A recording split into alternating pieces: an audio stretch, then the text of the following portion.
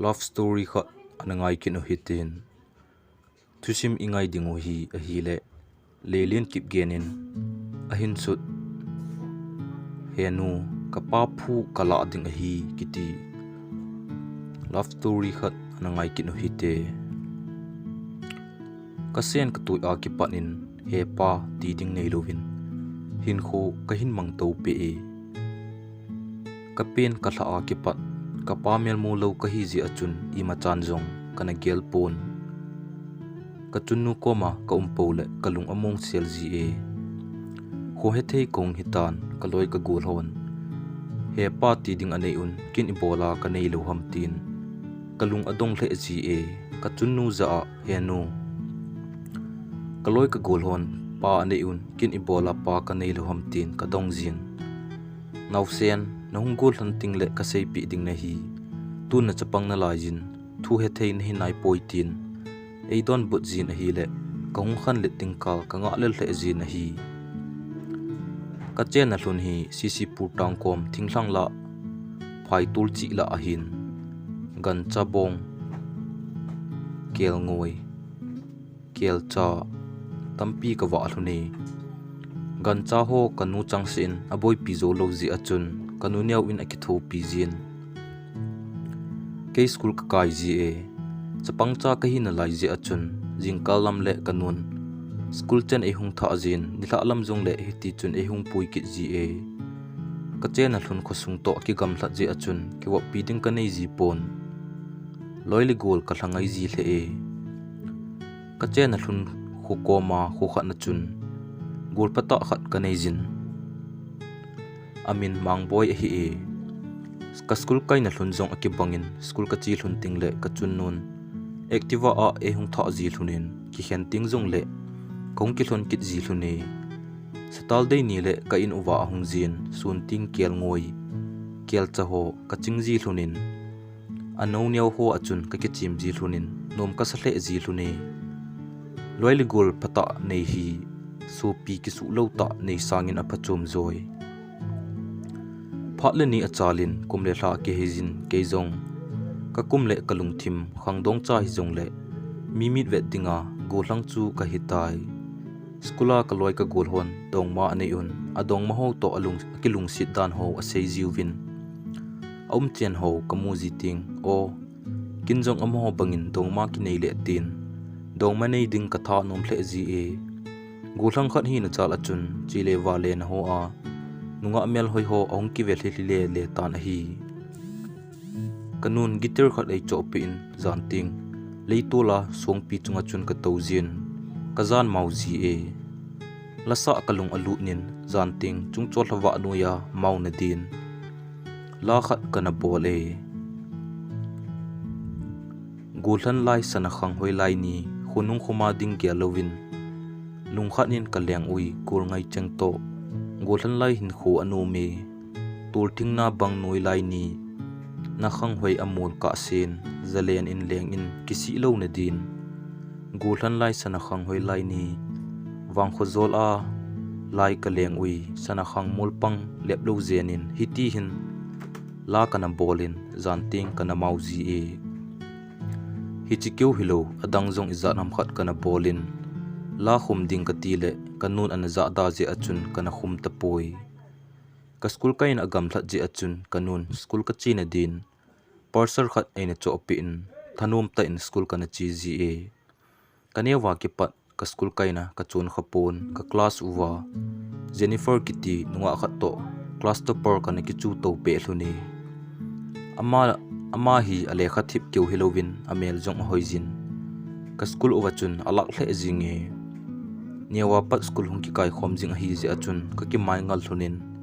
wop jong ka ki wop thei hle hlun ta na hi neulai achun imachan anaki gelpon nunga ago hlang hin kho aung ki man phat achun agu in Jennifer ka hin lungsit do ta na hi ama hi le khasim lunglut mi hi je achun dongma nei ding lungin a gelpon ke jong class 10 chai ka sia dongma nei ding chu kana gel thei poi a hin la ka ki gel lon lam ta in lungsit na lama kana hlut khatan suntin zantin Jennifer Gilnan hin kho ka hin mangjing tan ni khat to school ahung kai lo zong le sun ni hlumin ka class la zong asu sa omji ta pon hi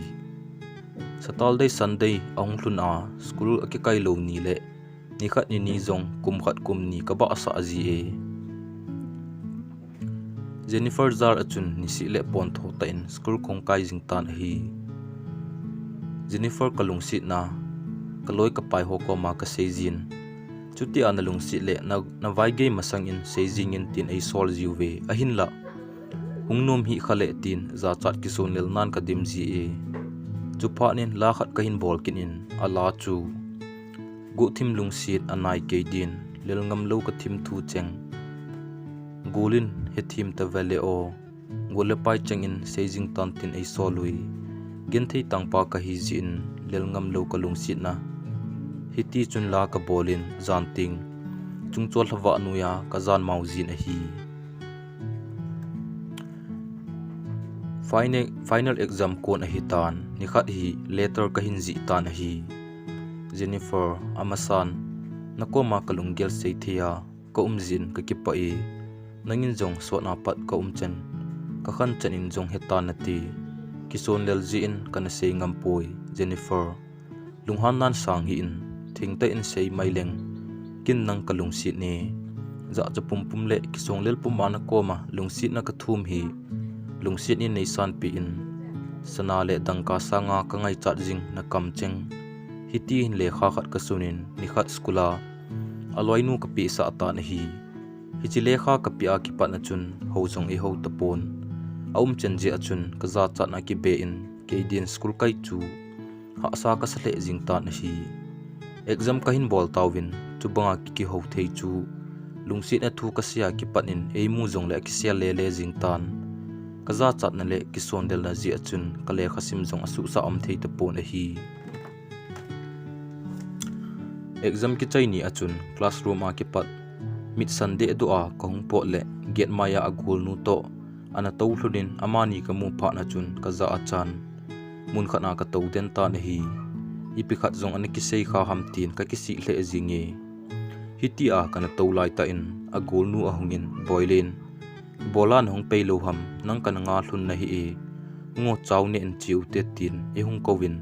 ka za cha to chi lo ding jong ka nom pon ui che chu in bazara chaw ki zo na lang ka hin zon tawin a hi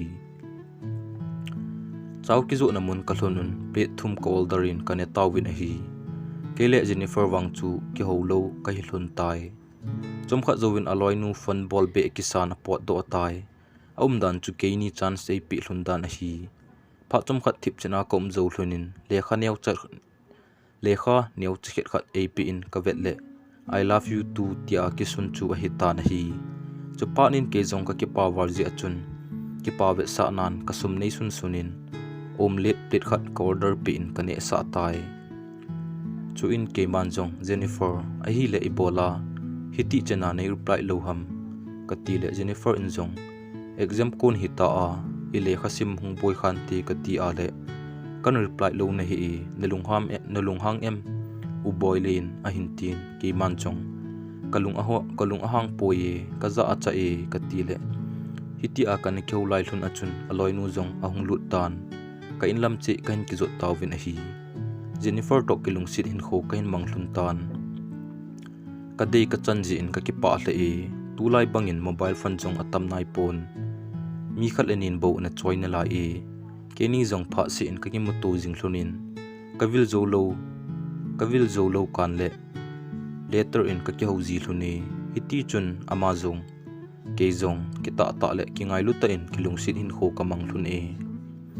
ni khat hi Jennifer in anule apa ka ki mu pi ding aha sei war ji achun a inwa ka ga chi ta na hi ka hlun le anule apa jong anom hlunin ka to khomun ka ki holim uve chom kha zowin apan ka nule ka pa min le ka na ho ai dongin kinjong ka pa min he sei a hin ka nu min ning cha hi ka pa ke neu lai jin anom tapon to a hi ka nu bo to cheng khom ka hi luni hiti a chu emergency ka sei pi le amai asan liwin aum chen chu kalung adong hle e chu zowin nanu dam hinam tin ei dongin hingi adame na ki her kha hlun am he pa ka ti le ka ki ha khalun poi atin adang ima cha sei talowin apot do tai amai so chen wang chu thil khat wang a umi keizong chom khat ka umin kanun hung sot hin ati je achun in lama ka kile pai tai ni khat hi Jennifer ka inuwa hung din ka sejin a hi le ama zong anomin saturday ni khat kanu to ki mo to din ka hin pu ki tai in kong hlun le kanu zong ana umin kanu to ka ki holim uvin kanun zong apamin anumin a chen naw mun ho atongin a hi ni hla alamin ainuwa ka ga tha ki tai ni hla an ka ne pe thlunin kanun boy Jennifer chu ki khen pi tan 18 ke zong kalungnat war je achun ka hli so tan a hi Henu nangin na dei na lung sit chu kamodinga ka dei he jinge na ti hiloham ka ti le a hi nai hi zong le Jennifer to ki cheng thei po na te tin arum langa achin a hli so tan a hi ke zong kalungnat war je achun an ne lovin ka ki phinin ka ki tom za za jing tan a hi zanin leitula pa cha leila sungpi chunga chun lung himo ta in kana towin a hi le kanu zong ahungin ka koma ahung towin boy nanu ke chunga hi na lung hang em nane wa ki pat tu ni chen a na lung lop lo na dinga zong ka bol kha lo na hli zong kalun sa kha lo pi chuna boy a hin tin ke man zong hi nge Henu tu ni chen in ka hli wat kha zong na lun sa kha poi hi chen kia nei ngai lu zalin ka ki pa i Henu nangin na lung set na dei chu kamoding hi jing hen na ti hiloham ebola to a Jennifer nei dei pi loham Henu nangin tu ni chenin ka hli war khat zong na lun sa kha pon kin zong na lung nop mo lo na din na lung nop lo na ding ka bol nom poi Henu ni ngai dam o tu kal nang thu thu hi tan te tin ka hli so ta na hi le ka hli ei the pi in ka za boy kin Jennifer ka dei lo he poi na newa ki panin kapa koi ham tin nei dong jingen kin jong na go hlan a thu he thei nei pha le na sei pi nge kana ti ji e tun na go hlang tan a pha jong he tai paten nga yin na pa koi ham ipizia he pa ti ding na nei lo ham na hin sei pi nge hiti chun kanun a hin khu tu sim ho a sein kin jong lunglut ta in ka ngai tai chu in kanun jong na pa chu mi mel hoi mi ta asalin mi phata a hin amin he sei a hi ke hi kapen hla hla in kanu anum tapon kapa in gen thei ta in eina sin e kumthum ka hlinin kholai dunga ka hlai lele thei tan loile gola kong hlat lele thei pha na chun kapan je tha hin nei kit tan hi kanu tha anun ahung hlun til achun acha bangin ei sinin eilung si hle e kum khat kum ni zowin cha hin nei tan hi le ke eilung si na adai zep zemin e hin bol gim pan ta na hi anaw nei zo til hi je achun achat thei pon kumthum kumli be hi wang achun ka hi wang achun naw e ho ka sop jin jingkal ni hla le ke bol thei lo thum lovin bu ka hon jinge thingpo wang ka bol thei lo ji achun ka pan lo akon ting la hin po ji e thinglang zo gama cheng ka hi ji uchun ka lui khu zong khopam lang pe a hi tuibel zong alin ho kapuzo pon sun le tuibel aniau khan achun tui ka khai jin ka bel aniau ji achun sun ni luma ka khai le tuibel ho ka dip su na ji e chapang hi na zal achun sun le loile gol ho la a ki chip ding ka tha anom jin tui ka khai nga zo chom khat kholaya ki chima ka chi zong le e hin ko pai ji in naw e ho e sop sa ji e iti chun kichip naman pha zong kanei ji ta po na hi kanu hi anaw nei zo til a hi ji a tui atham num lo hin te tin ka gel jin a hin la anaw nei zo kal zong lakhat wa la hi tai suni hlumin ana in tui bel ho ka dip su ham jin ni la ale ina tui baisa achun akisil jin ka pa zong hongwai hlun ting akisil kit jin a hi le suni hluma lel ta ka tui khai zo si ki chai ji ta na hi kapa pe le kamdam oniamin ei ho pi jin kapa lo akon ka le ongai opha zong ka ji poi khulai dunga ei sei si jingin ei he thim lo hon ei oi mo hle jiwe a hin la a he thim khat le ni in ei ngai lo uvin ei til kho jing uvin a hi ni khat hi tui ka khai nga zowin ka gol ho ko ma ki chimin ka chi in a hi le in ka thunin na to ding don lovin khulai na ve tin ei je min ni hla ale na pa ko ma na sei do le na mai kha ding a hi tin ei gi na la e kin jong kanu ka ki chat ji achun ei bol na ho kapa ko min ka sei ngam ji pon agu in ka kap ji tan hi ke jong kong khang len in nunga hin kho ka hin mang pan tai kanu tha acha kanau nu jong na to ima a ekithu pi the hitan hin la mi veisi hi ji in dei bangin na atong thei ji poi kanjali kabol lai khang a hi ji achun ki hon jong kanjali kabolun bulei to ka kop jiwe kapan kan joho puzin jiribam esam langa agazu uzin hi jo them themahin sumle pai a hol jin hi kanu wang chu na tong mi a hi pon jingkal ni hla an hun le in sung cha mai jong a zo ji poi keinu mei cha hi jong leng ni si in lowa ka kon jin bulei langa na to ka zo pha le zo le kanjale langa ka kon jin alang khat ka to zo le alang khat na ana to phat pai jin kum thlun in ni khat cha jong ka ki chol man ji pon a hi na to lel the jong leng ka pa kan le kanun jong e bol sinom ji pon nom ka sa le ji e ka pa ji ribam langa kan ja tha achi kan le hapta thum cheng hung wai tham jin hi chika le chun kanu chu tho zo hoi a hi ji poi ni si le lel ta in lo ka kon jin ni la le gil kil ta ahung ki wai thun le bu le me thiam cha bo an jin bu le me atam ni jong le vo an la an sung lut jin ke ne ding bu hleng neu khat to bel sunga no ji e kalel ji to hitia e pol ji ting le ka pum puma chu pu ka ngol na jong atam ji e kanun ei mu da hle wangin kanaw nun wang e ngai lu hle e adam kan le ni khat ni na to in ei ki thu pi jin ama zarin katha neu khat a ol dom jin hi changham tu lai a hitan ki jong lom ka bung ji e ni khat hi jingkal in kanaw nu to thingpu in ka chi thunin kanun bu an honin a hi kei lom ka kon a sun bu ka ke pu ji he ji achun bu hlom cha bo na honin kane ule ki chai tan sun bu ka ki pu ding an tapon vai kon pha jong thing pai ding a hitan bu bel neu khan a sun bu ding ki hon inge ti a bel neu khat bu na dia ka sun do le ei do phla pi in ni khat to bu pulowa vai kon le chuna thi ding ham tin ahang za jingin chupa nin sun bu ki pu lovin liso pumpumin ka vai kon ki ta na hi sunin sun to pha jong hetan kaloi hon sun bu ne tau te tin abu chun ho ala do un ane tawin kin sun bu ki pu lo ji achun ka gol ho an ne na koma ka nom pon lo pam langa tui khu achun lungnu mo ta in ka go umin a hi kanun ei bol na lungnu mo ta a kana to lai jin thangin Jennifer pa chu a hitai Jennifer pa in sunbu ki pu lo he ji achun ama bu chun a hin choin ka koma ahungi ama hi kanewa ki pat kana ki wo pi mi phata le lunggel seina a kana nei ji mi khat a hi abu chun a hin choijin kane eding in ei pin a hin la kaza cha ji achun kanom pon ei pi te pa na chun liso pumpumin kane ta na hi aman jong kanun hitin ei bol ji jong le kalung neu lo na din ha ta nei til khowin a hi kapa ji ribam langa kanja tha a chi do ka ni khat hi lo ka konin ni hla kho ji nungin lel ta in kong vai hlungin kisil ding ka ti le kanu alung hangin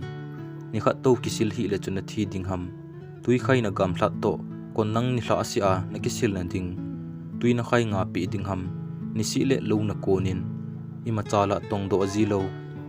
langa khu aga i mot ni hlum jin na him tin lunghang ta in aza zanin e hovin hi le Kalah asivalin kaliso ta na hi kisil loading chula suni hlum a ka ul salun to kanet ji achun kisil din zan muthim noi achun kisasa kitasa sa in tui khu lang ka zon ta na hi kumthung ke ya lo jong mu khalo anu cha hluna ina umni hlum ji hluna tui jong ana khai nga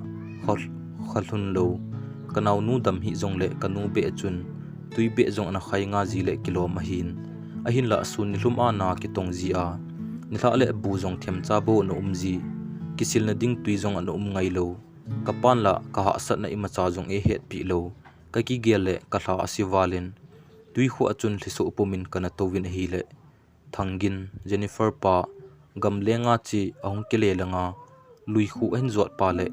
ke muthim noya ka changa kana hliso pet chu ahong to kha in tiza ta in ei ve in kalunggel seina a kanei jing a hi ji achun thil umdan a bon cha ka sei pila ama zong alung ahang hle zinge hi ti chun aman ka kisil chai ka in ei nga in ka kisil zowin in lam ka hin zon hlun tai in lam ka hin zot hlun kong keu lim lim hlun le gin chat pha lo ben ka koma lungsi na thu a hin sejin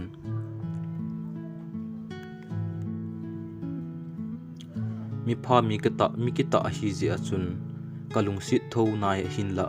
pha chom khat ki ve hen tin ugin pha chom khat nei nga in hungki gel ta dingi ka ti le ama zong anomin hi ti chun in lam ka hin zon hlun tai chawang la e hitan ki ho area chawang kut hi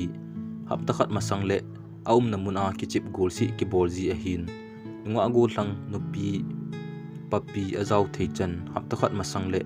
aum na ding humun a ki gi do ji a hi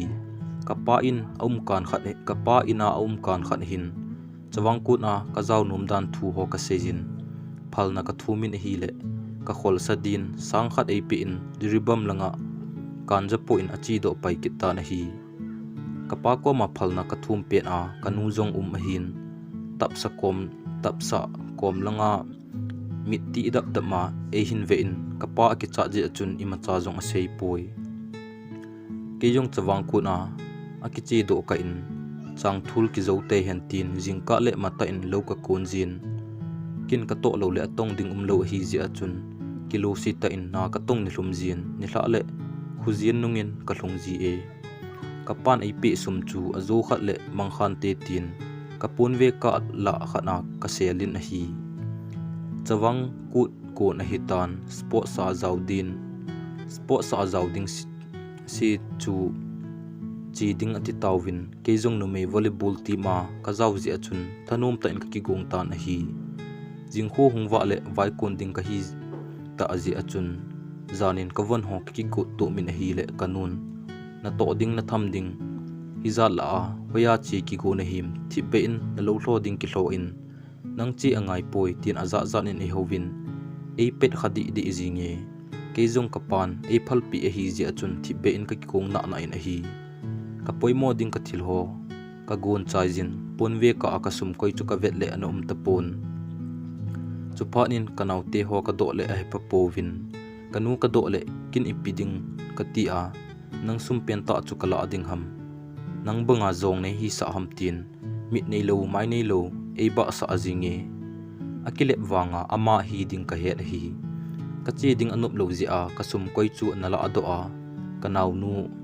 achanu khol sa ding zo a anapi a hi kasum om lo pha na chun thanum hle zong lem upai ka nei ta pon kazan hli su ta na hi jingka in achi lo ding tho tho mi chi zong ki mu da hen thangsit sa tin jingkal mi ki tho ma sangin hli su upomin lo lang ka zon ta na hi lo ka hlunin an ne lo ka hi to kanu chunga ka hlisit war ji achun lo ka kon wangin na tong lovin ka hli su ni hlum ke e kumhlung thlunga ni khat zong ki cholman lowana ki tunga ni khat ni cha zong ka loi ka gola ka thanup na azong ki hla theilo ka ne ding sa zong e kila api a na to oi pi ham zong he phalo ne le cha hoya hung kon ham ti zong he phalo kanaw nu kama ki heng a in ko wa gi theita a vo chawa ki wa uwa ka chunga lunglai moding ki chu tho kit na layu abang kom le ka kiel jin ngol zong ka kisahle ji e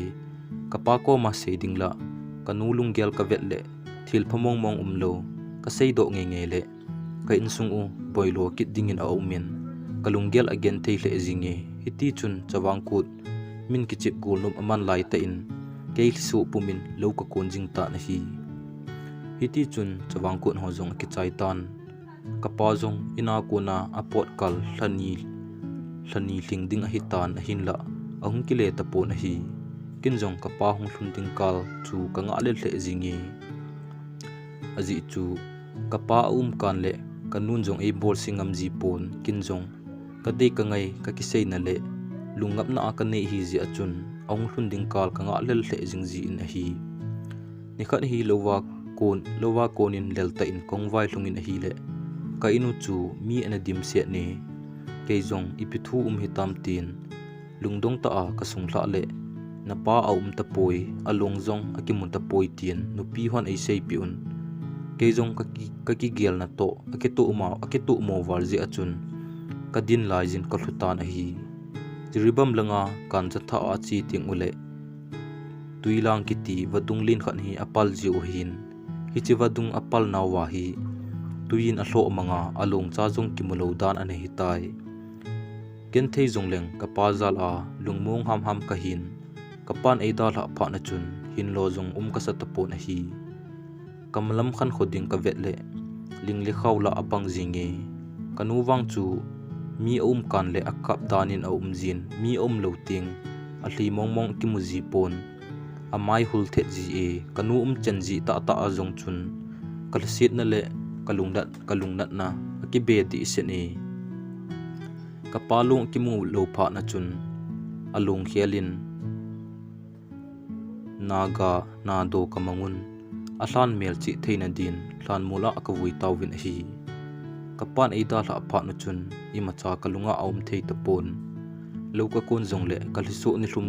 zin na to ding jong kalunga aum thei tapoi kapapul ka do to ni khat to ki chol nge ka ti jong le kanun ni eding bolin ei bol jin ni so timin hliso pumin lo ka zun jing tan a hi chang tin thum le ka hlo a hin ni khat mi khat boi pi ting chu ha sa hi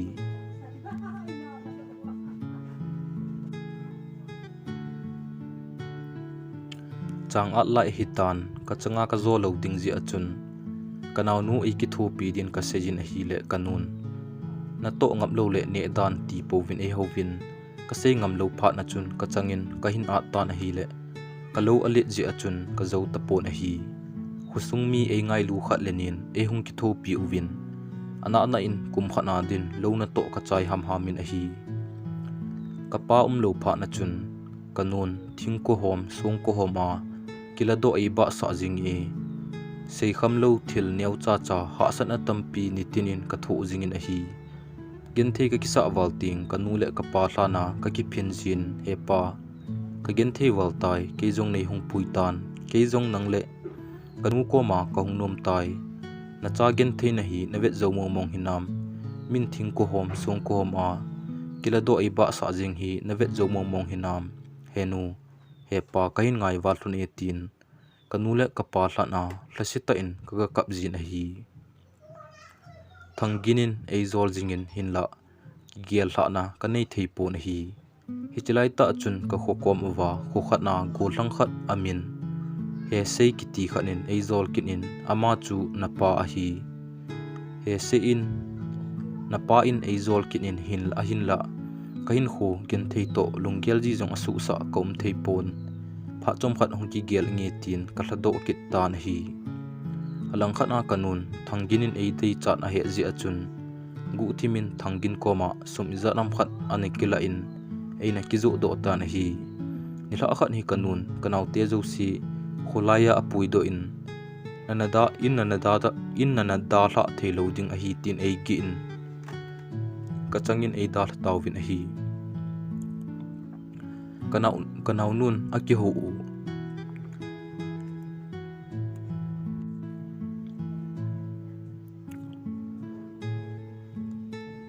kanau nun aki ho u ana thim he ji achun apot do konin he u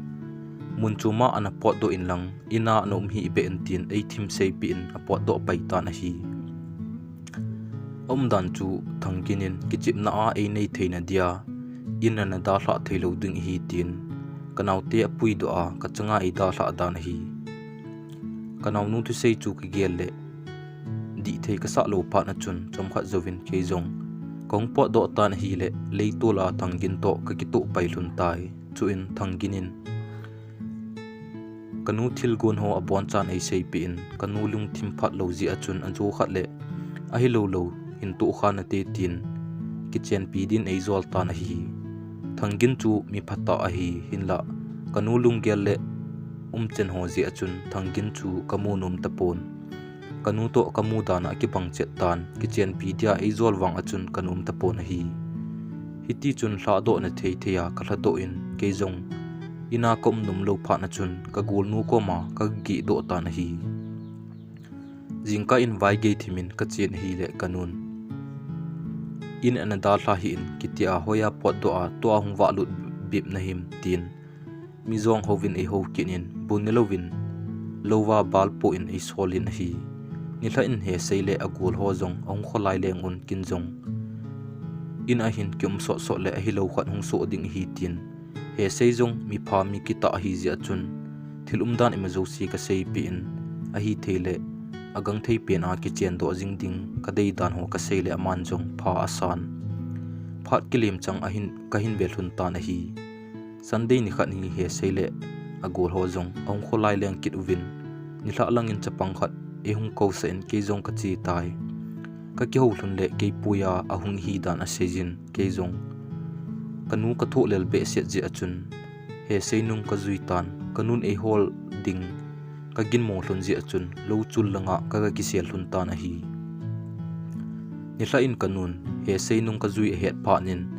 muntin gamtina e hol pantan thangin zong ke chan te na ding ke chan te na dia kanun sum izaram khat an kanu sum izaram khat an pi chule e dei chat e hel a kin he seinung ka zui he do pha na chun alung thima thil phalo hong kon ta na hi kanu to ahung ki ho to hlunin go hlang zat ham khat ahin thala hlunin ke ni holin ahin sol hlun ta na hi ke ni zong lo bo a ka gi hlunin lungmong selin kom hlune he sei loi pan bu tha a ahung zin ama jingkal ni hla a ahung ji achun kam na hlun ahin he do tawin hi keini chu lungmong sel a ka hi hluni azing sunin kho he phalovin kan hlunin hi le gulang izaram khat ahung tawin keinin zong kamu hlun phanin lo pam langa ka jam hlun ta na hi amuhon zong e mu hlun pha na chun e hin del tawin ke chu numei tha hlom ka hi ji achun gamla lingle khawla achun ka thlai ha zo tapon he se in zong e da hlovin ka khut atu in ka jam hlun ta na hi le chom khat zowin e del pha pai tawin a hi e hin del pha no chun he sei khona kunin e kai do tawin he sei chunga khot a hla ovin hiti chun ke in lama e hin nung pui tawin a hi ke e hin nung pui zo wa chu he sei zong avo nawwa alu chang a je pha pi ji uchun amuna athiden tan a hi lakha zowin kin zong naw kanawo man tan a hi kanun thangin to kitchen sa te e go in thanginin zong kitchen pi din e zor jing na lai jin kin zong kanaw wop ho ka sei pi le alung ki khel tan e kitchen pi ngap chat ta pon a hi kanun zong kanaw wop he do pha na chun kanaw su hla ding thangin to kitchen sa te ding e go tan a hi kanu in kanaw su hla ding lung angai to jing ka he pha na chun kin zong ka thi zong le thi pi jing ta nge tin ina konin kong jam do tan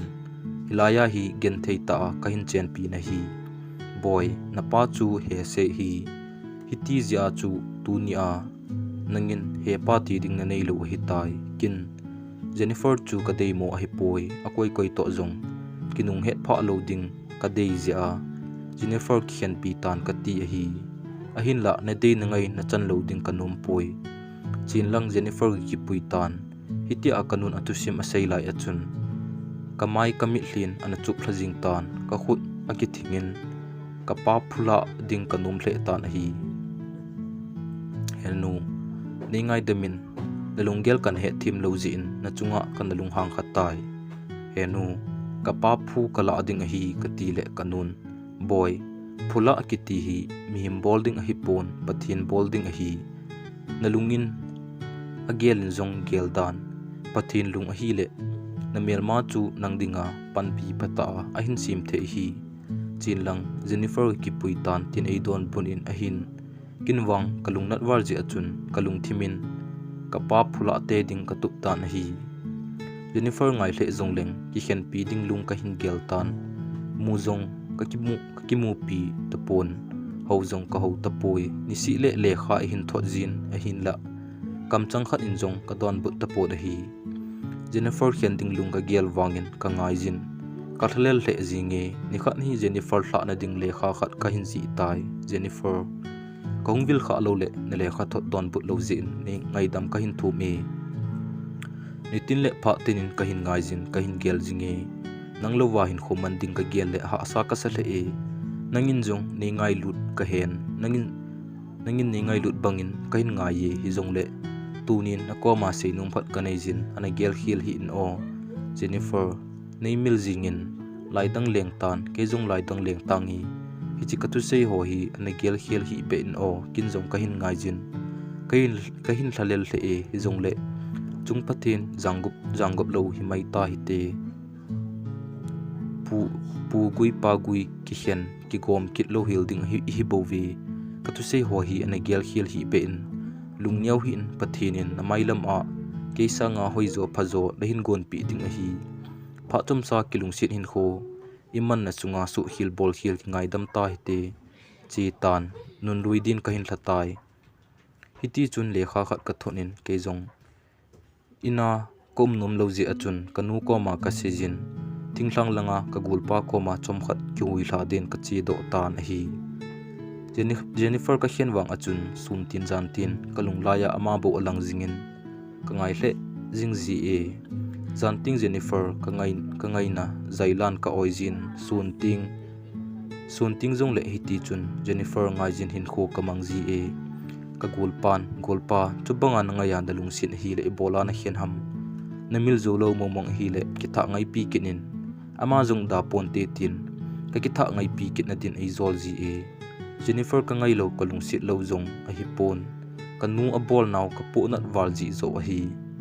kalung amun khat le tia tingthlang langa ka pot do awangin kalung amung chompon chupan ilam khong ki le kit tai in kong thun le kanun ni si a Jennifer Jennifer ina ahung thu ho as a sei pe in chule Jennifer ka kitchen pi din ha ta in a zol zingi chubang si a ka ngaya kalung sit wangin kalung aki hial thei tapun doile aya ki bol ka bang ji e ni khat ni kel cha kel ngoi ho ka chingin sunin ka ki gel le lungmon na din ni hla le loili kul ho to zu ki don hen tin ni hla lamin mata in ka ki su thingin bazar langa ka gul ho kom ka hin zun tan a hi hiti chun ka gul ho to ka ki su to win zu ka hin don pan taw win a hi kalung nup lo no ho ka sejin ka don jin chutia ka don le ka hung kham si tan a hi hozong azing tan ka in lam chi ukon ki zu tawin keile kanu chen na hi phai to le thingthlang chin la hi ji in gammang south pi ki zot pa ji hi ki jong ka kham wa ji achun ka gari jong ka tha zo tapon kalung nup lo to chun gari ha ta ka to lam jong ka he tapon mun kha na hin ka accident chu ka he in adang macha ka he tapon a hi lampia kho helowa kanom chu ipi ki su tu ham Jennifer nule pan eina to kha hlun a hospital a eina pu lut hlun dan a hin ke chu ka kham to a hi le kho jong kan he lo dan a hi tai kong kha to le kho na wa tan ka koma Jennifer na tovin hu ka het pha na chun ki pa hle jinge ka tho ki go le ka pumin kana in ka cha thei pon ka kyang ka vet le lin ta khan in ani ki to me om dan chu ka accident a chu ka kyang kan ki su kha ta na hi ka tho thei lo pha na chun Jennifer za pikati ham Henu le kati le Henu in langa bula in achi e tian thil dan ho abon nei sei pin kana ki holim lim thun le kanun bu hin pu in aung thlung pai ta na hi hiti chun kanun Jennifer nu le pa hi le na sata a ka boi ding dan ho asejin chule Jennifer to ka kitchen thun ding phat sa dan ho Jennifer masang ta asejin hi le athu sei ho mi cha kanil kal thei ta pu na hi ke jong ka ki gel le kalung gel ka ngai to ho chu ngol hoi ka ki salai azinge hiti akana ki ho lai win sun lang a hitan Jennifer nu le pa jong ahung thlunin kanu to aki ho lim win hospital sung achun ke le Jennifer kitchen na ding hin sei la taw win hi ke jong kong dam domin kan ku te thlunin Jennifer to ka kitchen na thlun ding in thupi te in ei gon piun hiti chun ke ni jong ki pa ta in ka kitchen thlun ta na hi achi sa hin kholui cheng ka sumelun tu cha nu pa ki ngai lu ta in ka khosa taw bin a hi phula ki ti hi pathin kin a hin mi him bolding a hi poi achi sa hin kho gel to jing hi aphat chom na lo hi la hi phula ading ngai to lowin pathin ngan si le chun na melmalin pen jong chu ni kho khat le nang dinga na ki hin so theya hung pang thei nang dinga na gol pha pen a hung pang thei chule nang dinga pathinin phat thei ko na a hin sim thei hi ka ki pa e achai na chen lunglut ta a hin ngai zo si pathinin phat thei na bo che taw hen thusim a ki chai tai aban ananga akin u hi te love